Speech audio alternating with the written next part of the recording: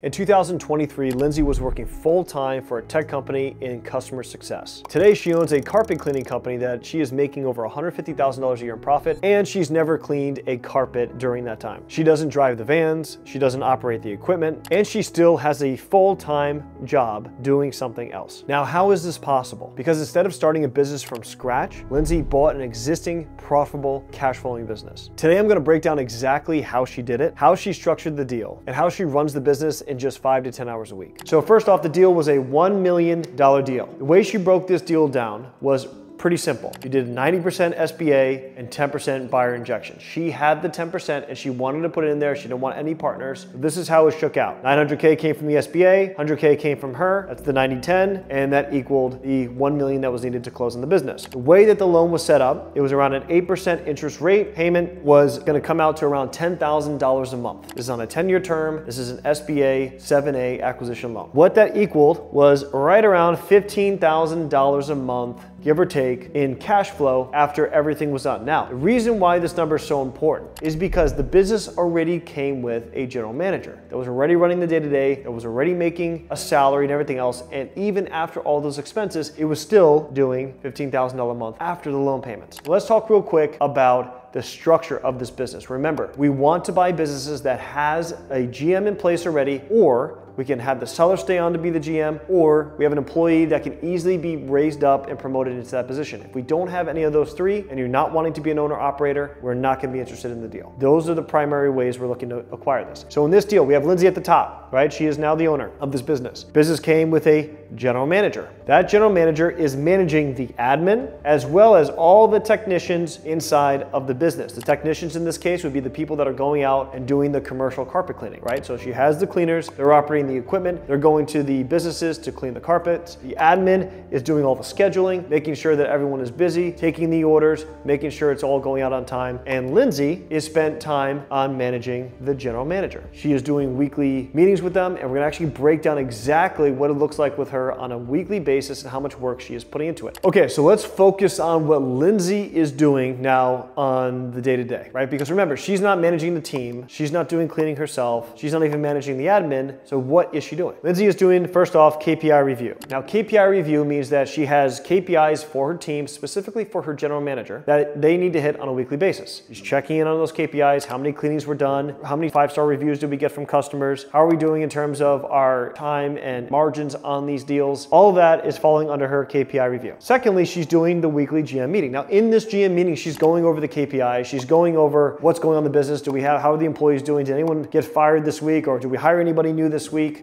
How are we doing in bringing on new jobs? Do we need to hire more people? Like, she's trying to get a good feel for what is going on in that business, and that is happening with that touch point of the weekly GM meeting. Next is the marketing initiatives. Lindsay wants to grow this business. She wants to multiply her investment that she originally put into it. So she's going out there, creating a new website, putting a new business Google profile, starting to do some marketing to drive more leads, to get more revenue, to hire more people, to get a higher multiple on this value deal when she wants to sell down the road, or in the meantime, just make more cash flow. Next is strategic and finances. Strategic planning. Lindsay, as the owner, is in charge of where she wants this company to go, right? We just talked about the marketing initiatives. There's other things that go into strategy. It could be, do we want to open up a second location? Do I want to add other services outside of just carpet cleaning? Maybe doing pressure washing, right? There's a million different ways in which she can strategically change the direction of this business. So she's going to be focusing on those initiatives as well as the finances. At the end of the day, this is her business. She's the one who took out the loan. She's the one who has a personal guarantee. She's in charge of the finances. So even if the GM is managing day-to-day expenses, she needs to be on top of it, because at the end of the day, the buck stops with her. And so she has to make sure that they're doing the margins she's looking to do, and that the business is performing at the rate that she projected it to and needs it to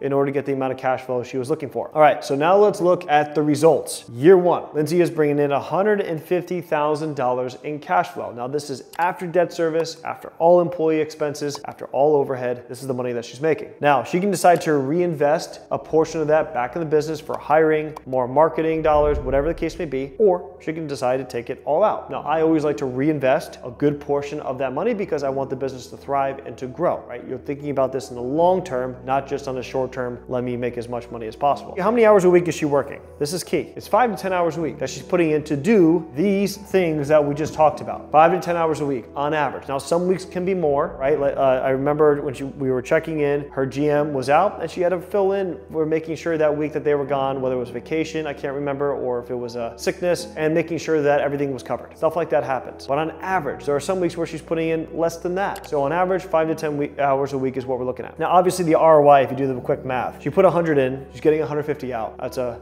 150% return, cash on cash on her ROI. Now, the thing I want to really highlight down here that you see in red is that Lindsay did the whole entire search process and the post-close. So after she's acquired the business, she still has a full-time job. A full-time job that's paying her a full-time salary and everything else still going on while she has this carpet cleaning business. It's totally possible if you have a job to do the process of finding the business to acquire and after acquisition, still keeping that W-2 if you want to. Some people like to have just do multiples of the income they were doing previous and they want to still have the benefit of some of the healthcare or other benefits that their job gives them. Plus maybe they like doing that W-2 job and they're not ready to leave yet. That's perfectly okay and that's exactly what Lindsay's doing. Also, she is focusing on a second acquisition in the near future to grow upon this first acquisition. So all of this to show you, right? This is a typical deal that students are getting done, around $1 million deal, putting in their own money or getting investors to put in the money for them or doing a mix of both, doing some seller financing. There's all different types of structures. But this is how Lindsay put it together. This is a deal that you can look at and you can see, is this something that you are interested in